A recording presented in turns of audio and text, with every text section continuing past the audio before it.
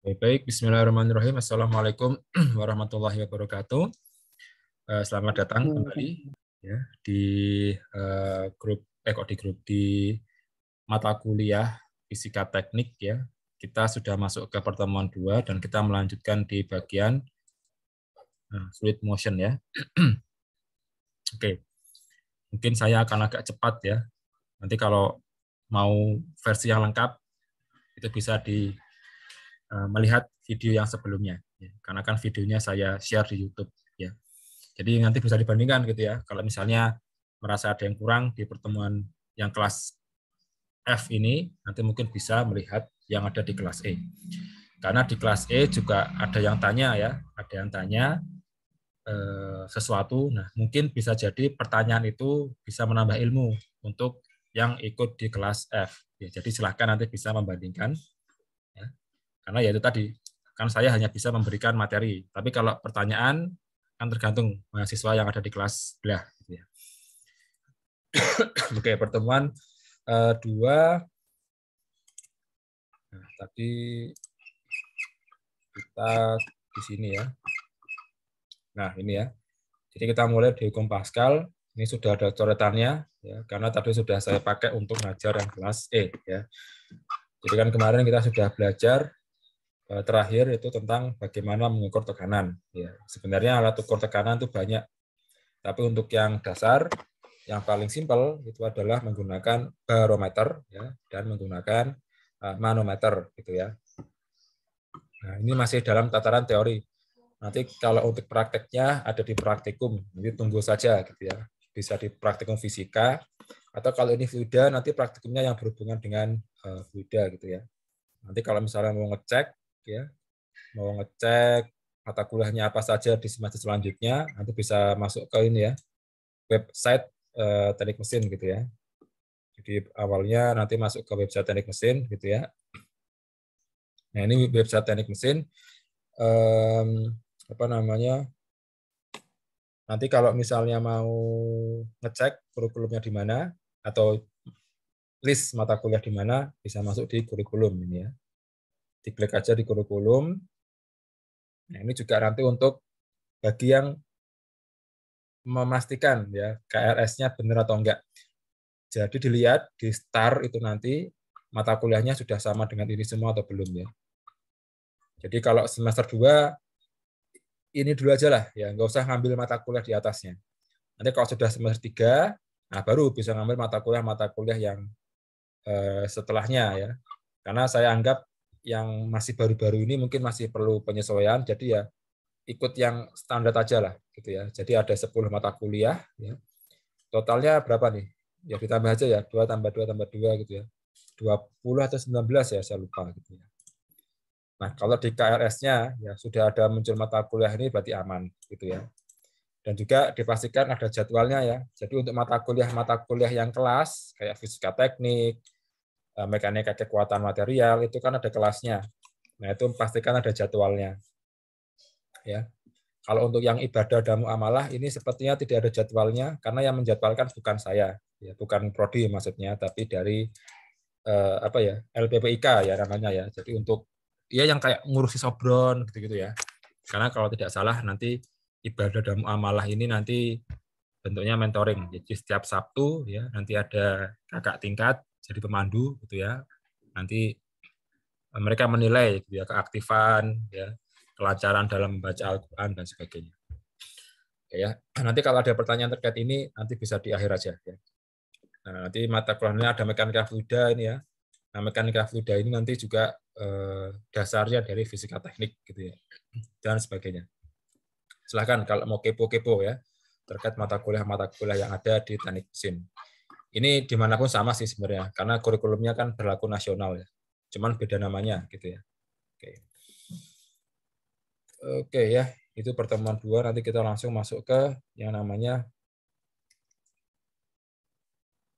hukum Pascal ya.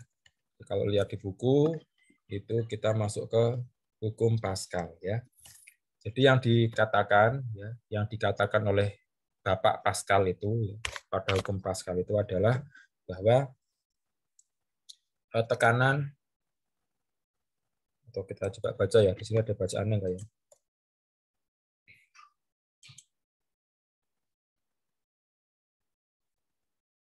Oke.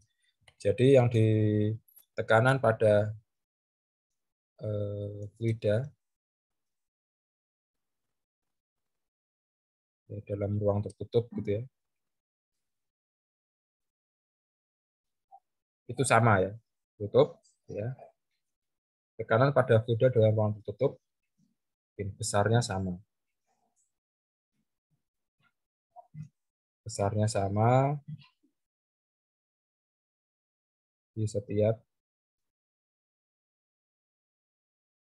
titik gitu ya. Oke, nah ini maksudnya gimana gitu ya. Jadi misalnya saya punya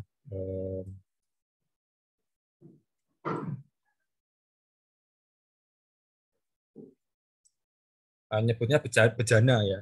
Tapi anggap aja wadah ya. Kalau dilihat di kamus bahasa Indonesia, bejana itu sama dengan wadah gitu. Tapi bahasa yang lebih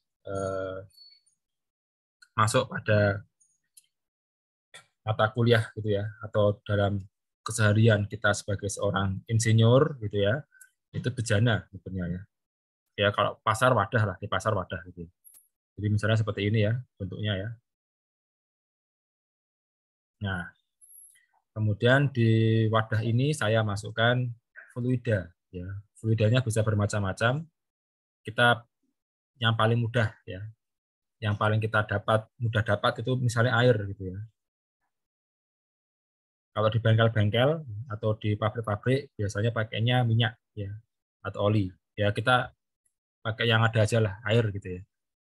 Ini air gitu ya.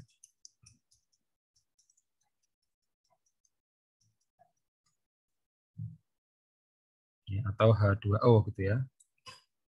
Nah, kemudian di permukaan setiap corong ya atau tempat terbuka ini kita beri semacam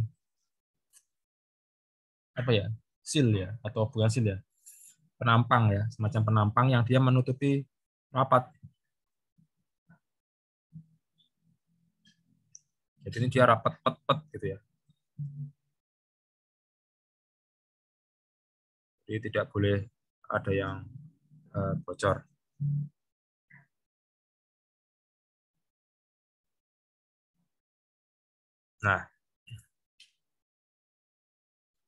Nah, ketika sudah dibuat seperti ini gitu ya, maka ya ketika saya menekan ya, ini kan di sini kan dia bentuknya kayak penampang ya, kayak lempengan gitu.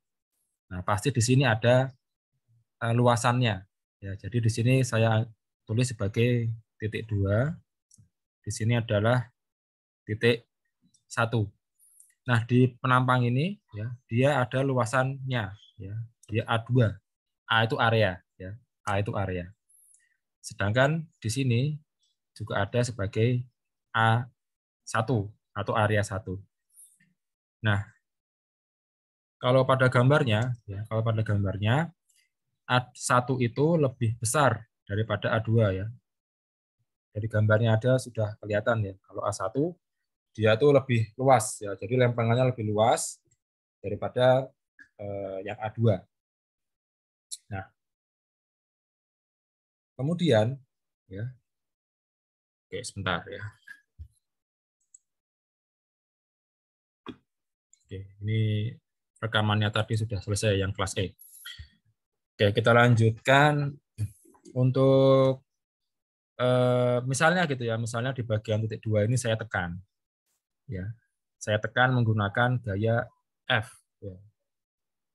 Atau mungkin lebih tepatnya F2 karena ada di titik 2 ya, jadi F2.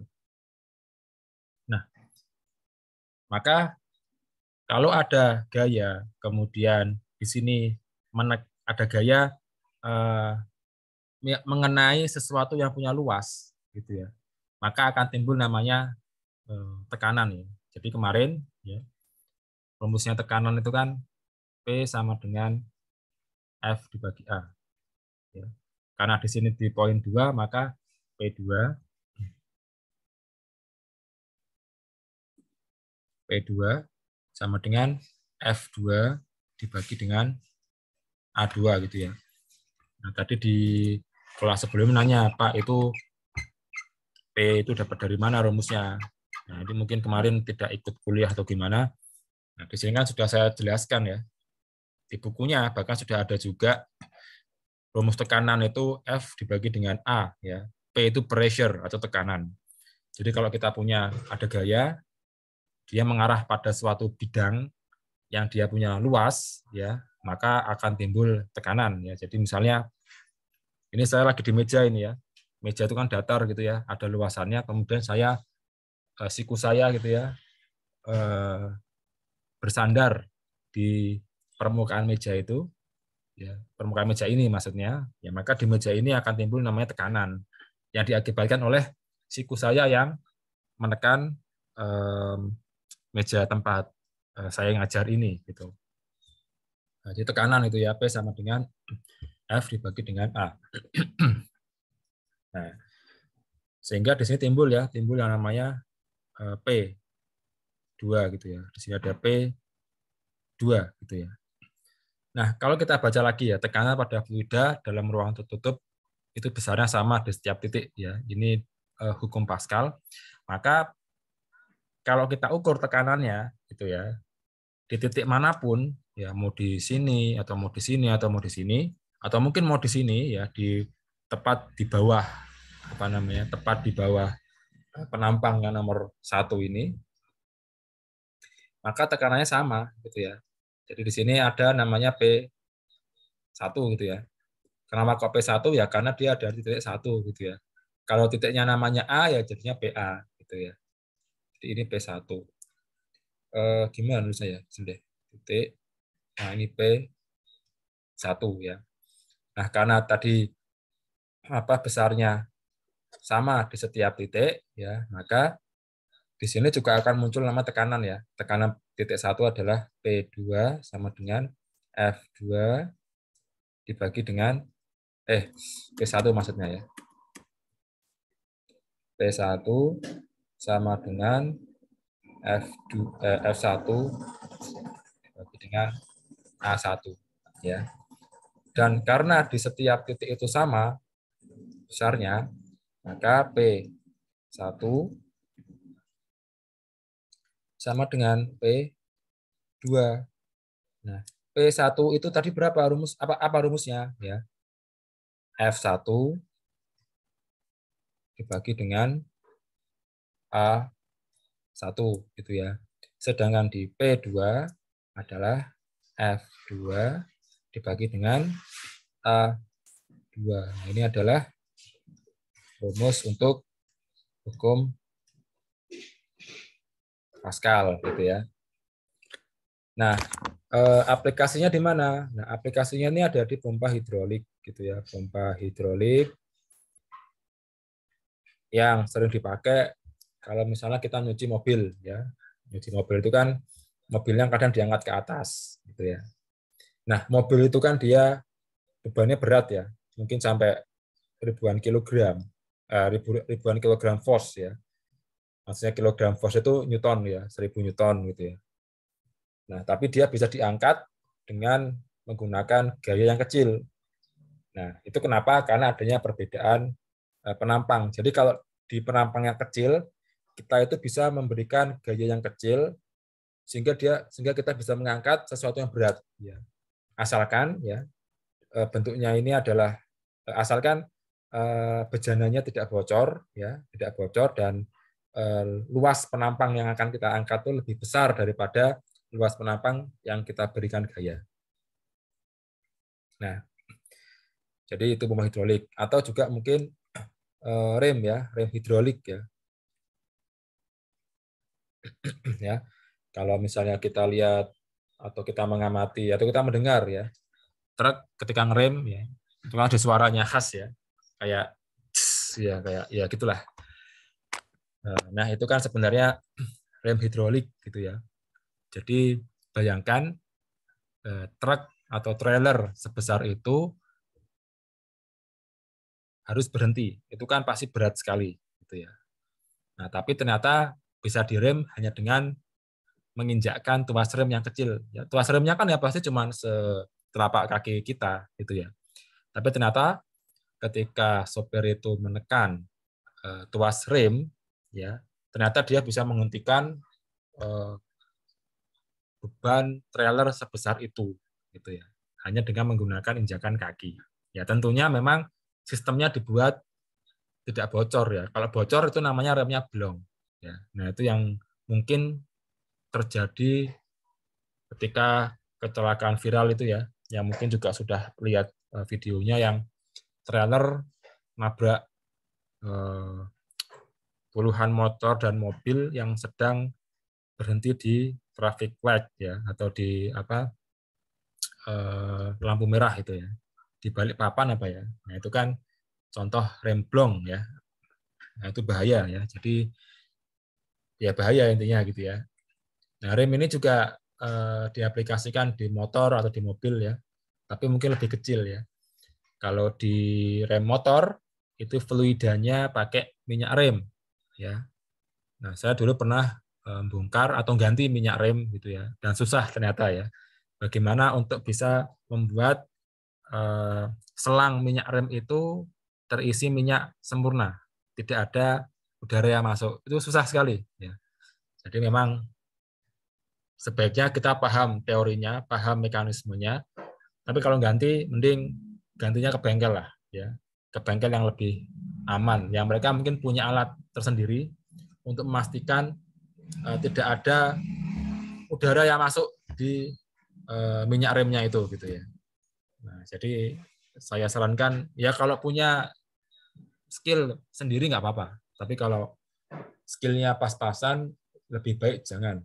Apalagi kalau ternyata itu motornya orang lain, nah itu kan merugikan juga ya. Mungkin dipinjam ayah, dipinjam ibu, atau dipinjam adik, kakak, nah itu kan berbahaya, gitu ya. Karena kalau kemasukan udara, remnya blong itu, dipencet tapi nggak nyengkram, ya, nggak nyengkram di remnya. Nah, ini hukum Pascal gitu ya. Nah, contohnya gimana penerapannya? Nah, di sini ada contohnya ya. Nah, ini ya. Contohnya dia menggunakan atau diaplikasikan di apa ya? Ini hydraulic lift ya. Nah, hydraulic lift ya. Atau alat pengangkat yang menggunakan sistem hidrolik. Nah, ini kan fluida ya di sini ya. Ya fluida ya. Biasanya kalau di bengkel pakainya oli ya. Ya atau apalah, yang intinya fluida yang mudah operasinya gitu ya. Nah, ini kan berat mobil dan berat pistonnya ini totalnya adalah 3.200 kg. Ya. Tapi ini dalam bentuk massa ya. Kan kita pakainya gaya ya, karena kan F1 dibagi A1 sama dengan F2 dibagi dengan A2. Nah, ini kan dalam bentuk F, dalam bentuk gaya, bukan dalam bentuk massa. Sehingga kita perlu merubah dari massa 3.200 kg atau 3,2 ton ya, itu jadi Newton ya. Berarti 3.200 W dikalikan M kali G ya. W itu adalah gaya berat ya. Nah, masanya 3.200 dikalikan dengan percepatan gravitasi. Nah, ini kalau dilihat di contohnya dia menggunakan percepatan gravitasinya ini ya 9,8 ya. 9,8. Nah, ini dikalikan hasilnya adalah 31.360 Newton. Jadi ini F2-nya, ini W2 atau F2 ya. Itu adalah 31.360 Newton ya. Nah, kemudian di sini silindernya ya, dia memiliki diameter 120 cm. Sedangkan untuk yang silinder yang kecil dia diameternya 15 cm. Nah, itu nanti silahkan dicari apa namanya luasannya ya. Jadi kan ini pakainya silinder ya, berarti dia lingkaran. Jadi kalau luas lingkaran itu kan pi r kuadrat ya. Atau kalau dia dalam diameter jadinya 1/4 pi d kuadrat. Nah, nanti silahkan bisa dicari sendiri gitu ya. Untuk A1-nya berapa ya. Untuk A1, A2 ini berarti. Ini A2-nya berapa? Kemudian di sini A1-nya ini berapa? Nanti kalau sudah masuk ya, kalau sudah tahu jawabannya, nanti A1, A2 dimasukkan di sini, kemudian A1 ya. A1 dimasukkan di sini, kemudian F2-nya adalah ini gitu ya. F2-nya adalah ini. Nanti bisa ketemu F1. Nah, singkat cerita kalau di contoh ini ya, itu F1-nya ketemu 490 Newton ya. Jadi tadi beban mobil adalah F2 31.360 Newton ya. Sedangkan gaya yang kita berikan itu hanya 490 Newton. Jadi ini sangat membantu pekerjaan manusia gitu ya. Dia bisa mengangkat beban yang luar biasa berat dengan menggunakan hanya gaya yang kecil. Nah, ini sangat memudahkan, sangat membantu ya. Nah, ini tidak hanya ini aplikasinya ya. Bahkan aplikasinya mungkin di eksavator gitu ya. Ekskavator ya. Nah, di ekskavator ini kan ada ininya ya. Nah, ini ya ada apa namanya nih? Hidrolik ini ya. Nah, ini kan bendanya kan sangat berat ya. Benda yang ada di sini kan sangat berat. Ya, ada tanah, ada batu dan sebagainya. Nah, kalau misalnya tidak menggunakan prinsip hidrolik, ya berarti alat ini harus mengeluarkan gaya yang sama dengan beratnya ini, dan itu pasti sangat boros. Ya. Nah, sehingga diciptakanlah dengan menggunakan prinsip hukum Pascal, sehingga dia hanya ini ya kecil-kecil ini ya, kecil-kecil ini gitu ya. Jadi kalau dia mau narik ya berarti ini narik gitu ya, narik nanti dia keangkat ya. Kalau dia mau mengeruk berarti ini maju gitu ya. Ini kan ini maju kedorong, ini mengeruk gitu ya. Nah, jadi sangat memudahkan manusia gitu ya. Ada rem, ada lift hidrolik ya, ada pompa hidrolik ya. Kemudian ada rem ya dan lain sebagainya. Ini adalah aplikasi yang digunakan dalam pengaplikasian hukum Pascal dalam berbagai macam permesinan ya yang kita ketahui. Oke. Setelah ini kita akan membahas tentang prinsip Archimedes ya. Tapi mungkin akan saya buka dulu sesi tanya jawab. Silakan bagi yang ingin bertanya bisa raise hand atau dengan cara ketik di kolom chat.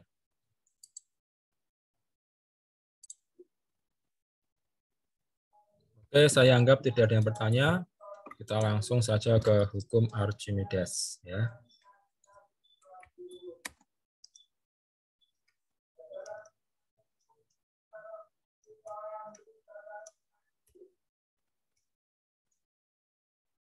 Nah, jadi aplikasinya dari hukum Archimedes itu banyak digunakan di bidang marine ya.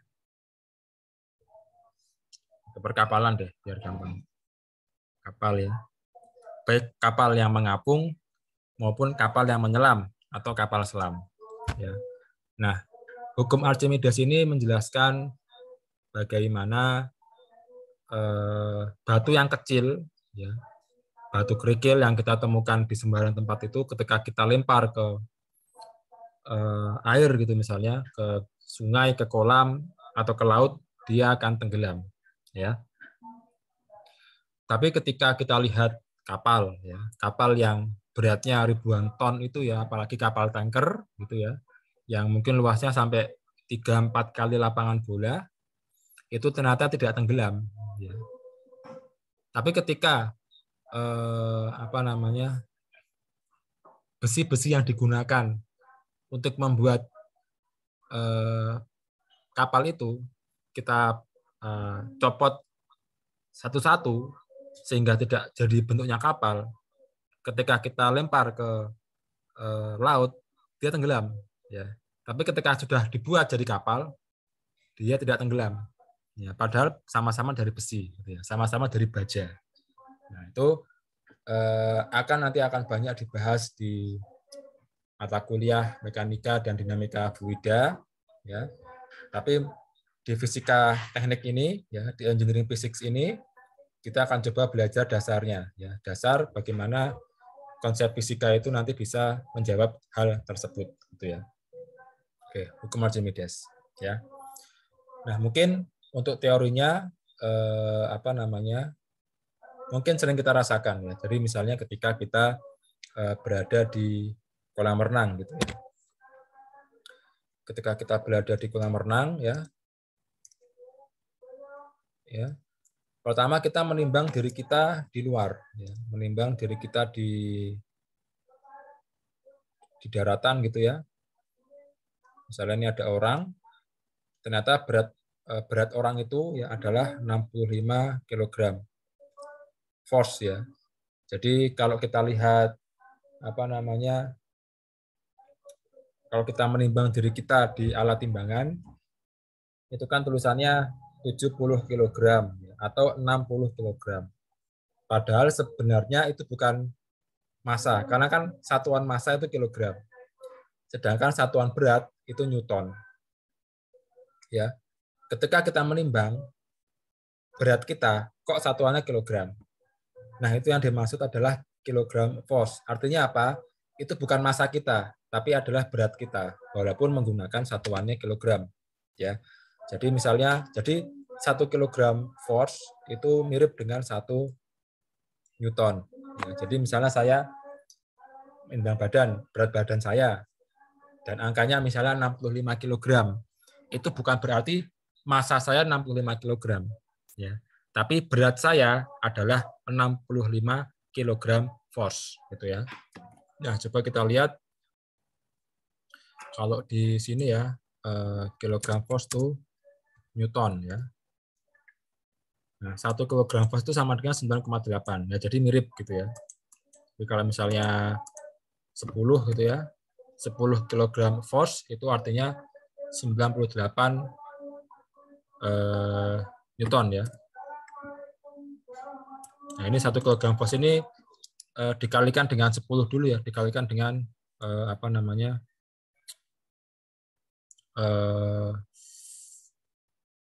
percepatan gravitasi, gitu ya. Jadi 1 kg force itu harus dikalikan dengan percepatan gravitasi. Jadi nanti 10, gitu ya. Nah, ini juga kadang membingungkan, gitu ya. Karena kilogram force ini kadang dimaknai dengan newton, tapi juga kadang harus dikalikan dengan 10, gitu ya. Jadi supaya tidak bingung, ya. Supaya tidak bingung, ya. Supaya tidak bingung, kita anggap kalau kita nimbang berat badan itu maksudnya adalah 65 newton, ya. Nah, kilogram ini agak membingungkan karena nanti ada kilogram dan kilogram force, gitu ya. Nah, inilah sudah kesalahan dari zaman dulu, ya. Kita beli mangga 2 kilo, ya. Padahal maksudnya 2 newton, gitu ya. Sehingga harus dikalikan 10 dan sebagainya, gitu ya. Nah, jadi untuk memudahkan pemahaman, kita anggap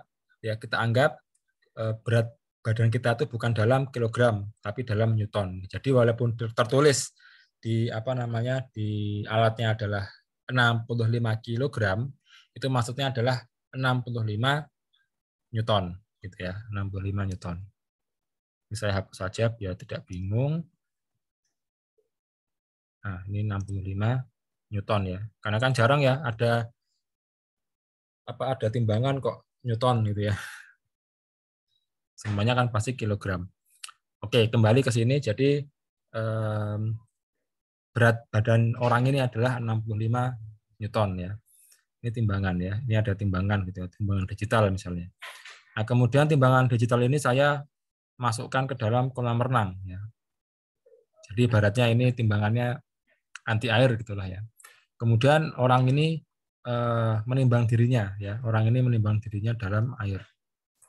Nah, ternyata yang ditunjukkan bukan 65 Newton, ya, bukan 65 Newton, ya, tapi dia menunjukkan 60 Newton, ya, sehingga merasa ada yang ringan gitu ya. Nah, ini pun juga sering dirasakan, ya, bahkan kita juga sering merasakan ketika kita mengangkat benda, ya, mengangkat benda itu di luar air, ya, atau di luar fluida atau di luar kolam renang gitu ya, itu lebih terasa ringan ketika kita mengangkat benda yang sama di dalam kolam renang gitu ya. Karena apa? Karena ada yang namanya sebagai gaya apung, ya.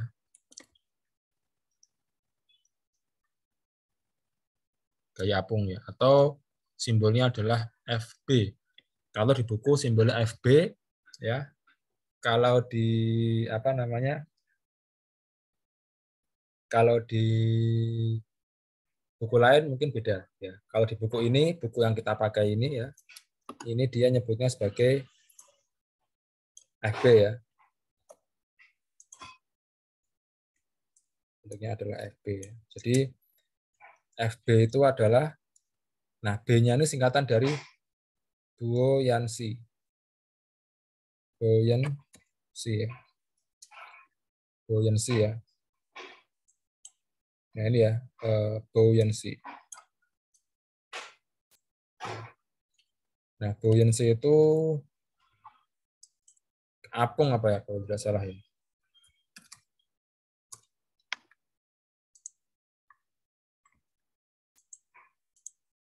Buoyancy. Ya, buoyancy itu sesuatu yang mengapung atau kemampuan mengapung gitu ya. Jadi kalau kita kembali ke sini ada namanya gaya apung, ya, atau FB, ya. Ini adalah buoyancy. Jadi orang ini mendapat bantuan gaya angkat, ya, sebesar berapa? 5. Kalau di sini kan dia 60 ya.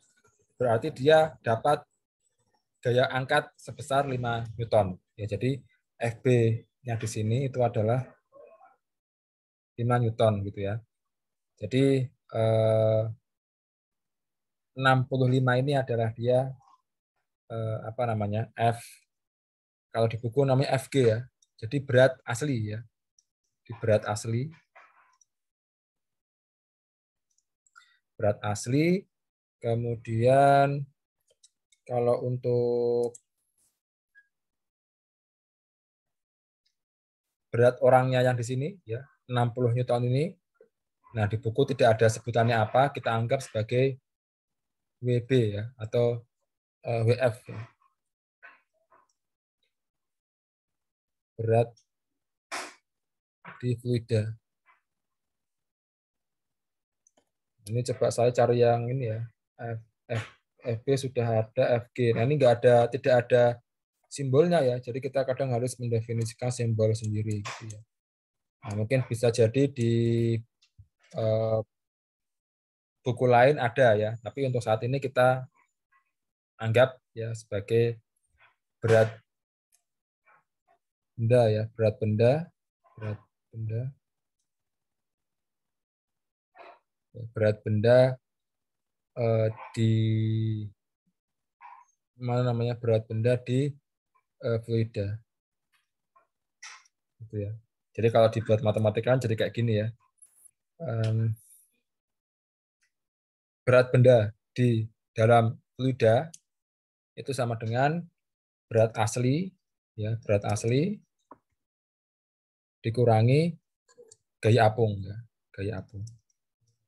Nah, kalau di sini kan WF 60 ya, 60, FG-nya 65 ya, 65 dikurangin gaya apungnya sama dengan 5 ya. Jadi prinsip daripada hukum Archimedes itu. Jadi intinya adalah bahwa berat benda itu bisa berbeda ketika dia berada di fluida yang berbeda gitu ya.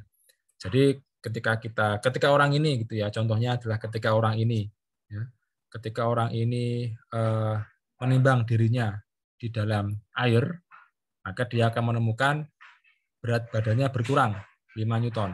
Ya. Nah, tapi ketika dia pindah ke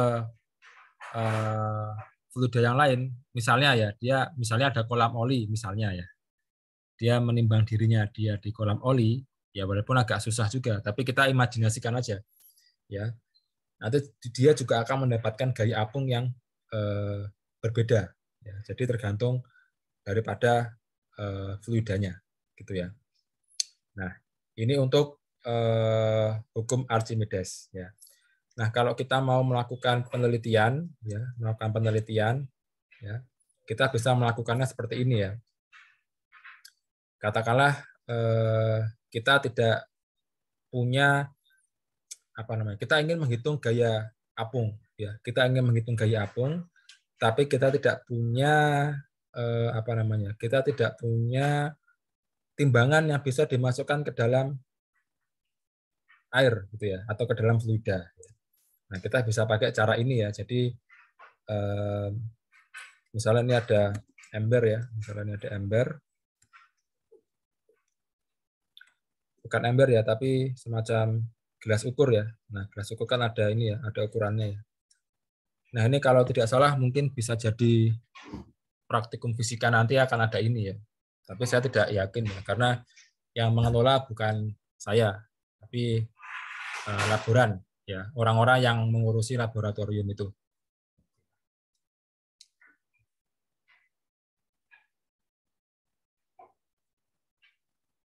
Nah, jadi kemudian saya kasih air di sini ya.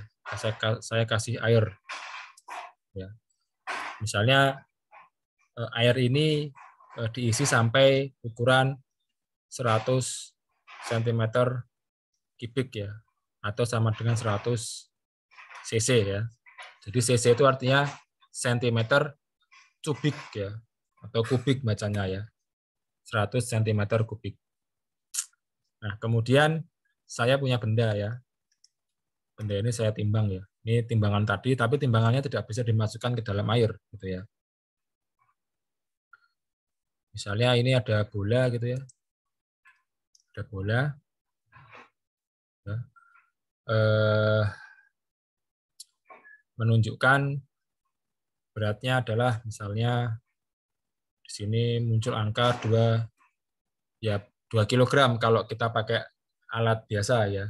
Tapi maksudnya 2 kg itu adalah 2 Newton ya. Karena untuk menghitung massa itu bukan pakai timbangan sebenarnya, ada alat yang lain. Karena kalau pakai timbangan itu adalah berat ya. Jadi beratnya massa sudah terkena oleh gravitasi bumi. Ya, jadi dia bukan massa tapi dia lebih ke arah berat ya. Jadi itulah kenapa agak membingungkan juga gitu ya. Kalau kita pakai mencampur adukkan antara ilmu pengetahuan sains dan istilah sains dan istilah pasar gitu ya. Karena istilah pasar itu ya berat ya kilogram gitu ya. Tapi kalau dalam sains berat itu Newton ya, massa itu kilogram.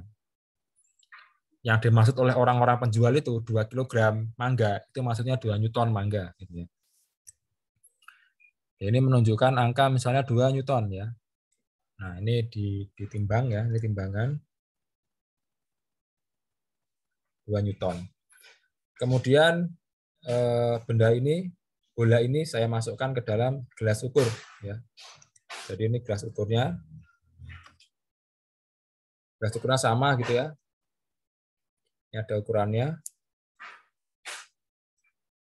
Nah, ternyata ya, ini misalnya saya masukkan ya dalam sini bendanya. Nah, ternyata kalau kita memasukkan benda ke dalam gelas ukur kan pasti airnya terdesak gitu ya. Yang tadinya ada di angka 100 cm kubik, dia akan naik gitu. Nah, misalnya ini ada 1, 2, 3, 4 ya. 1, 2, 3, 4. Nah, ini dia naik ke sini ya. Nah, ke sini di angka 125 cm kubik ya, atau 125 cc gitu ya. Nah, kita ditanya, gaya apungnya berapa. Ya, ini kan ada gaya apung ya, pasti berat benda yang ada di fluida ini dia tidak 2 Newton, tapi dia kurang dari 2 Newton karena dia ada namanya gaya angkat. Ya, gaya angkat yang diberikan oleh fluida kepada benda ini gitu ya. Nah, caranya bagaimana? Ya, ini saya pinggirkan aja. Nah, caranya bagaimana? Kita bisa dengan menghitung berat ya. Kita bisa menghitung berat, menghitung berat fluida yang terdesak gitu ya. Nah, ini kita sepakati aja kita menggunakan air gitu ya. Kita menggunakan air dan massa jenis air ya itu adalah 1000 kg per meter kubik ya. Nah, coba kita cek ya. Density of water ya. Nah, ini 997 tapi kita ini ya pakai angka 1000 gitu ya. Nanti tinggal tergantung soalnya gitu ya. Kadang kalau mau dibuat gampang ya angkanya 1000. Tapi kalau sudah di kenyataan kadang ya angkanya ini ya kita ngikutin aja, ngikutin dari informasi yang ada gitu ya. Nah, tapi kalau untuk saat ini kita pakainya 1000 aja ya biar gampang gitu ya. Tapi kalau praktikum mungkin angkanya akan angka lapangan ya. Jadi bisa 997 karena kan air itu tidak semuanya sama ya. Kadang air di Indonesia itu agak berbeda dengan air Zam-Zam misalnya gitu. Tapi kita coba biar untuk latihan hitung kita anggapnya 1000 ya. Kita anggap sama semua gitu ya. Nah, dengan cara menghitung berat fluida yang terdesak ya. Jadi untuk menghitung berat kita harus tahu massa ya. Jadi kita harus tahu massa fluida yang terdesak gitu ya. Jadi kalau kita mau ngitung massa itu kan rho sama dengan M dibagi V ya. Berarti kalau kita mau ngitung massa berarti rho dikalikan dengan V gitu ya. Nah, rho fluida yang terdesak ya kan tadi awalnya di sini ya. Awalnya kan ada di sini ya. Tapi dia terdesak jadi segini gitu ya. Nah, fluida air itu ya massa jenisnya adalah 1000 kg per meter kubik ya. Nah, ini satuannya sudah satuan internasional ya. Satuannya kilogram per meter persegi. Jadi 1000 dikalikan dengan volumenya. Nah, volumenya berapa nih yang terdesak? Dari 100 ke 125. Ya, berarti volumenya yang terdesak ya, jadi volume yang terdesak adalah 25 cm kubik. Tapi cm kubik belum satuan internasional ya. Harus dirubah menjadi meter kubik ya. Berarti 25 dikali 10 pangkat min 6 ya. Jadi ini 1000 kali 25 kali ya. Kali itu bisa silang. Kalau di SD, di SMP, SMA kali itu silang ya. Tapi kalau sudah universitas atau kerja bisa silang, bisa kurung buka, kurung tutup atau titik ya. Misalnya 2 kali 3 itu sama dengan 2 kali 3 atau 2 kali 3. Ini sama aja ya. Jadi jangan bingung ya, kok Pak Kolkip pakainya titik, pakainya kurung buka, kurung tutup, yaitu cuman beda penulisan aja. Kan kita sudah bukan lagi SMA, kita bukan lagi SMP ya. Tapi kita sudah kuliah yang akan nanti menghadapi kehidupan nyata. Nah, kadang simbol perkalian itu bisa kayak gitu. Ya, kembali ke sini 25 kali 10 pangkat min 6 ya. Ya, ini berarti 1000 kan 10 pangkat 3 dikali 25 dikali 10 pangkat min 6 ya. Berarti 25 kali 10 pangkat kali 10 pangkat min 3. Ya, min 3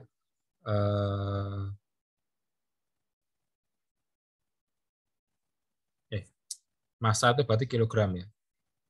Kilogram gitu ya. Nah, kita baru dapat masanya ya. Kita baru dapat masanya. Oke, saya lanjutkan di sini ya. Nah, tadi kan massa fluida yang terdesak. Jadi massa yang ini ya, cuma massanya ini ya. Itu adalah 25 dikali 10 pangkat min 3 kg. Nah, sekarang kita akan menghitung berat ya, menghitung berat fluida yang terdesak.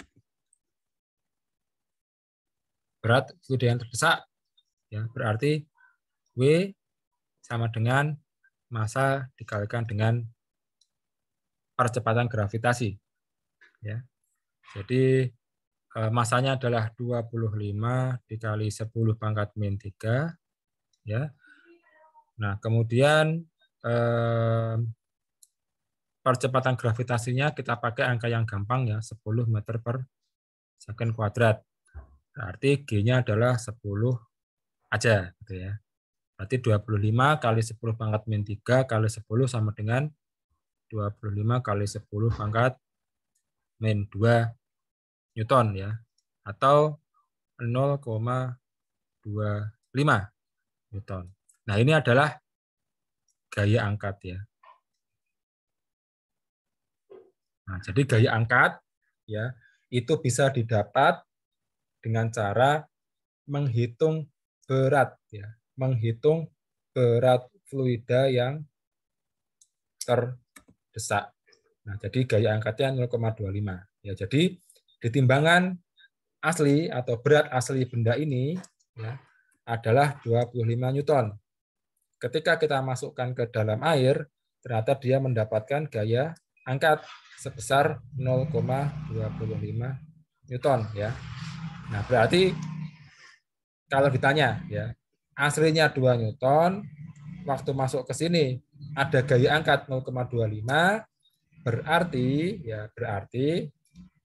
berat benda ini adalah 2 kurangin 0,25 ya. Begini aja deh, saya di mana ya? Di sini aja ya. Jadi berat benda di fluida sama dengan 2 kurangin 0,25. Berarti 1,75 Newton ya. Jadi ini adalah 1,75 Newton ya, 1,75 Newton ya, karena sudah dibantu ya, intinya diangkat, dibantu angkat oleh air gitu ya, sebesar 0,25 Newton gitu ya, jadi lebih ringan. Nah, ini adalah cara untuk menghitung gaya angkat suatu benda ya yang berada pada fluida kalau kita tidak punya alat yang untuk menimbang di air gitu ya atau menimbang di fluida gitu ya. Jadi kita menggunakan cara ini. Gitu. Ini nanti mungkin praktikum fisikanya terkait ini ya. Jadi kita diminta untuk mengetahui gaya apung suatu benda tanpa kita diberikan alat timbang yang bisa menimbang di dalam fluida gitu ya. Oke. Nah, ini adalah cara menghitungnya. Oke, setelah ini kita akan membahas ini silahkan ya, ini contohnya ya. Jadi contohnya adalah ya pakai orang menyelam gitu ya. Silahkan bisa dipelajari sendiri untuk contohnya ini. Kita akan langsung ke nah ini ya. Nanti kita akan bahas ini. Tapi mungkin sebelumnya saya akan buka sesi tanya jawab dulu ya. Silahkan bagi yang ingin bertanya bisa chat atau raise hand ya. Oke, tidak ada yang bertanya ya. Kita lanjutkan aja. Kok ini? Tadi yang ini. Oh ya, yang ini. Oke. Kita langsung lanjut ke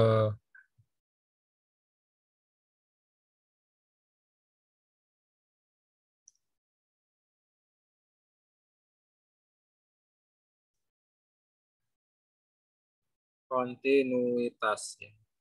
Oke. Ini pembahasan yang ini ya. Mana tadi? Ini ya. The continuity equation ya, atau kalau bahasa Indonesianya persamaan kontinuitas ya.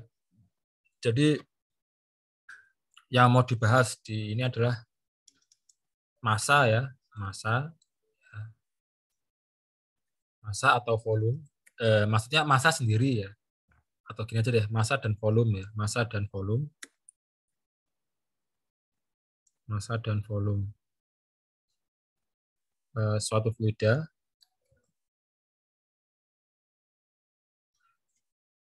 Kata-katanya enak gini aja deh. Biar lebih simpel lagi ya. Yang masuk sama dengan yang keluar. Nah, ini cara yang paling simpel. Yang masuk sama dengan yang keluar ya. Jadi kontinuitas. Jadi kontinu gitu loh. Jadi nggak ada yang hilang di tengah-tengah. Jadi yang masuk berapa, yang keluar berapa. Nah, apa yang masuk? Gitu ya. Yang masuk adalah massa dan volume. Nah, jadi kalau misalnya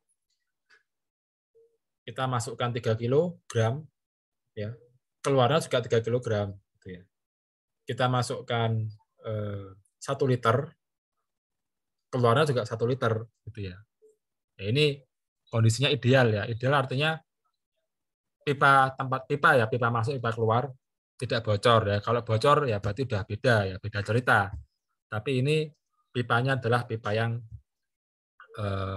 pipa yang bagus lah ya, yang tidak bocor sehingga tidak ada yang hilang di tengah gitu ya. Nah, misal saya punya pipa ya, punya pipa gitu ya. Nah, ini tempat masuk, ini tempat keluar ya. Nah, tempat masuk dan tempat keluar.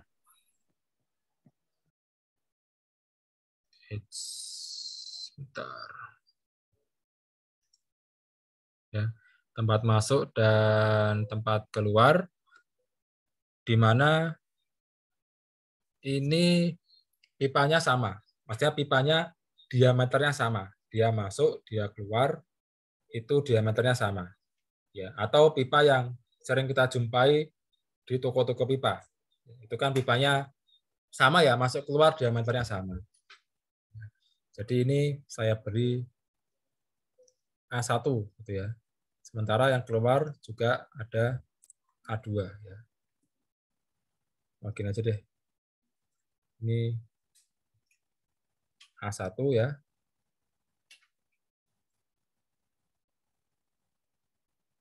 Ini A2. Nah, A1 sama dengan A2. Artinya apa? Luas pipa masuk itu sama dengan luas pipa keluar gitu ya. Nah, kemudian pipa ini dialiri oleh air ya. Atau fluida ya. Atau contohnya air lah biar mudah membayangkan. Nah, tapi air itu saya potong. Wah, gimana Pak? Motong air, Pak? Ya, imajinasinya kita imajinasikan airnya itu seperti jelly gitu ya. Jadi jelly yang lewat gitu ya. Jadi air itu jelinya panjang gitu ya. Tapi untuk imajinasi ini ya, jelinya saya potong. Jadi airnya saya potong gitu ya. Jadi airnya saya potong, bentuknya jadinya seperti ini ya. Nah, kalau pipa itu kan dialiri air kan dia ini ya, air semua gitu ya. Tapi ini saya buat airnya saya potong ya. Jadi ada air yang lewat cuma sekotak gitu loh. Gitu ya. Nah, ini adalah airnya di sini. Ini air gitu ya. Nah, dia masuk ya dari sebelah kiri. Kemudian dia bergerak sampai pada pintu mau keluar ya, atau pipa mau keluar gitu ya. Nah, di sebelah sini ya. Nah, Karena karena tempat masuknya dan tempat keluarnya itu ukurannya sama, gitu ya. Sama-sama A1, ini juga A2, gitu ya. Jadi luasnya ya. Kadang ada juga pipa yang ini pipa custom ya. Jadi masuknya dia lingkaran, keluarnya dia persegi ya. Tapi itu nggak masalah selama tempat masuk dan tempat keluarnya itu luasannya sama ya. Dia nanti bentuknya akan tetap sama gitu ya. Bukan bentuknya, volumenya diantarkan. Jadi kan kotak ini dia menggambarkan volume. Jadi kan kotak gitu ya, kubus gitu ya. Jadi airnya bentuknya kubus gitu ya, atau airnya bentuknya semacam kayak silinder gitu ya. Nah, dia ini punya massa ya. Di sini dia punya massa. Dia di sini punya massa dan dia punya volume gitu ya, M1 dan V1. Nah, ketika sampai di sini dia tetap juga M1 dan V1. Ini volume ya, volume V1. Nah, karena dia A1 dan A2 ini ukurannya sama, maka kecepatan ya, saya ulangi lagi, karena A1 dan A2 ini dia ukurannya sama, maka kecepatan fluida ini bergerak itu sama. Jadi ketika dia masuk ya, misalnya dia kecepatannya ini V besar ya. Ini V besar artinya volume. Nah, ini V kecil V1.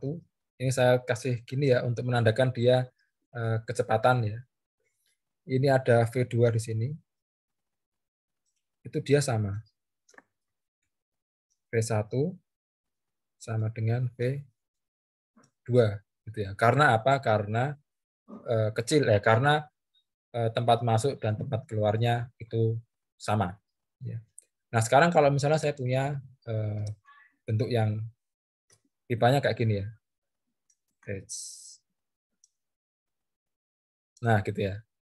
Ini pipa custom ya, dan mungkin dipasangnya bukan di rumah tangga, tapi di pabrik atau di proyek-proyek tertentu gitu ya. Nah, ini masuk, ini keluar. Nah, kemudian saya buat lagi ya, saya buat kayak tadi ya, ada fragmen ya, atau air yang saya potong atau fluida yang saya potong, jadi semacam fragmen-fragmen tertentu gitu ya. Nah, di sini ada ini A1 ya di sini ya. Ini A1. Nah, di sini adalah A2. Yang mana A1 lebih besar daripada A2. Nah, ketika benda ini atau fluida ini bergerak ke arah kanan gitu ya. Ketika dia masuk ke sini, ya, dia akan termampatkan.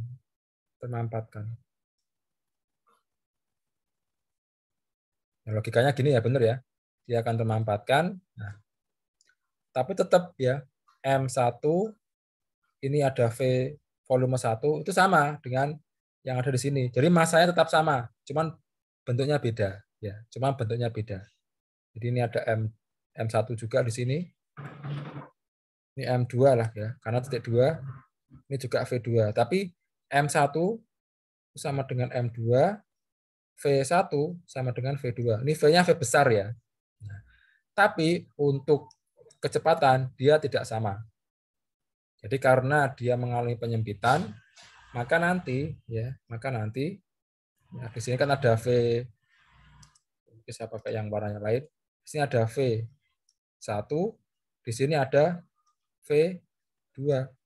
Nah, V1 itu tidak sama dengan V2. V kecepatan ya. V1 tidak sama dengan kecepatan yang ada di V2. Jadi V1 adalah kecepatan ketika air itu masuk, sedangkan V2 adalah kecepatan ketika air itu akan keluar. Nah, kecepatannya tidak sama. Karena apa? Karena luas masuk berbeda dengan luas keluar gitu ya. Walaupun jumlah massa ya atau jumlah volume yang keluar, yang masuk itu sama dengan yang keluar. Jadi nggak ada yang hilang. Cuman bedanya kecepatannya berubah ya. Dan secara logika ya, semakin kecil ya, semakin kecil semakin kecil tempat keluar fluida, itu kecepatan fluida akan semakin tinggi. Jadi ini A1-nya besar kan, A2-nya kecil. Jadi A1-nya besar, A2-nya kecil. Tapi kalau kita hitung kecepatan bergerak fluida, maka di V1 itu lebih kecil daripada V2 gitu ya. Itulah kenapa gitu ya. Mungkin ketika kita nyiram tanaman gitu ya, kita nyiram tanaman, kalau tempat keluarnya air kita tidak apa-apakan, keluarnya ya hanya segitu gitu ya. Tapi ketika kita ingin supaya jauh, maka kita coba untuk mengecilkan tempat keluar air gitu ya, sehingga airnya itu bisa kelempar lebih jauh. Nah, kelempar lebih jauh itu kenapa? Karena dia punya kecepatan yang lebih tinggi. Ya, jadi ibaratnya kayak kita naik mobil di kecepatan rendah dengan kecepatan tinggi kan beda ya. Kalau kita misalnya ada jalannya putus gitu ya, ada jembatan putus misalnya ya. Kalau kita kecepatannya rendah kan kita lompatannya jadi rendah. Tapi kalau kecepatannya tinggi, lompatannya jadi lebih tinggi. Nah, ini prinsip yang digunakan oleh kita ya, secara intuisi. Ternyata kalau tempat keluar air dikecilkan, dia kecepatannya akan lebih tinggi gitu ya. Atau mungkin contoh yang lebih ekstrim itu digunakan di alat potong metal ya. Jadi air itu bisa digunakan untuk memotong metal ya. Caranya bagaimana? Ya ini di bagian keluarnya air ya, atau keluarnya fluida, atau kita nyebutnya nozzle ya, itu dikecilkan, sangat kecil itu ya. Sehingga kecepatannya jadi luar biasa. Ya. Cuma memang kalau alat seperti itu harus menggunakan tabung yang sangat kuat ya, karena tekanannya kan luar biasa itu nanti ya. Karena kalau pakainya cuma pakai plastik ya, ketika dipakai kecepatan besar nanti dia jebol gitu ya. Jadi memang harus secara bendanya juga harus kuat sehingga nanti bisa menimbulkan kecepatan fluida keluar itu sangat tinggi ya. Dan itu sampai bisa memotong baja ya atau logam ya. Ya, jadi kalau di sini mungkin namanya apa ya, water jet cutting ya. Nah, dia pakai air ya. Nah, dia pakai air gitu ya. Nah, ini skemanya ya. Ini skemanya ya. Jadi ada air dialirkan, tapi ini nozzle-nya sangat kecil ya, sehingga menghasilkan kecepatan yang luar biasa, sehingga dia bisa memotong logam ya. Ini juga ya, ini kan bekas potongan ya. Dia pakai air ini ya. Ini kalau kena tangan bisa putus ini, jadi hati-hati juga ini. Jadi air itu bisa kita buat mandi, ya, tapi dengan menggunakan rekayasa engineering ya, dengan menggunakan prinsip fisika yang tadi sudah saya jelaskan, dia bisa berubah untuk memotong baja setebal ini. Gitu ya. Ini water jet cutting aluminium ya, dengan ketebalan 3 inci. 1 inci 2,5 cm ya, berarti dia 7,5 cm ya, luar biasa gitu ya. Ini bayangkan kalau kena tangan ya, tangannya putus gitu ya. Oke. Nah, itu nanti ada hitungannya ya. Kalau kita kan tadi taunya cuman kalau kecepatannya tinggi, kalau luasannya kecil, kecepatannya tinggi, kalau luasannya besar, kecepatannya rendah. Nah, tapi ngitungnya gimana nanti kita akan mungkin pelajari di pertemuan selanjutnya aja ya. Ini sebenarnya kita masih punya waktu banyak, tapi kelas yang sebelah tadi cuma sampai ini gitu ya. Ya, ini kan kelas yang sebelah ya. Nah, kelas yang sebelah tadi cuma sampai yang ini gitu ya. Ini sekarang kelas yang ini mungkin juga akan saya buat sama. Gitu ya. Oke, mungkin sebelum saya tutup, nanti kita lanjutkan terkait ini gitu ya. Tinggal sedikit, nanti kita akan masuk ke materi yang selanjutnya terkait kalor gitu ya. Oke, silahkan jika ada yang ingin bertanya. Ini waktunya masih sampai 9.50. Silahkan kalau ada yang ingin bertanya terkait materi ini, atau kalau mau nanya tentang presensi kuliah KRS ya silahkan lah, mumpung ada waktu. Nanti sekalian juga bisa jadi bahan informasi ke teman-temannya. Gitu ya. Oke, silahkan. Oke, baik. Karena sudah tidak ada pertanyaan, saya ucapkan terima kasih bagi yang sudah bergabung di kelas ini. Ini kelas saya screenshot ya, sebagai bukti untuk kehadiran juga. Ya. Walaupun nanti juga mahasiswa perlu untuk buat resume ya, untuk sebagai presensi, tapi juga nanti saya cek kehadirannya ya. Oke, terima kasih atas partisipasinya. Jika ada salah kata, saya mohon maaf. Kalau ada pertanyaan terkait kuliah, atau mungkin saya tadi ada salah penjelasan, bisa diingatkan, nanti saya perbaiki dan saya share via grup WhatsApp. Terima kasih. Wassalamualaikum warahmatullahi wabarakatuh. Waalaikumsalam warahmatullahi wabarakatuh. Terima kasih, Pak. Ya, silakan kalau mau live.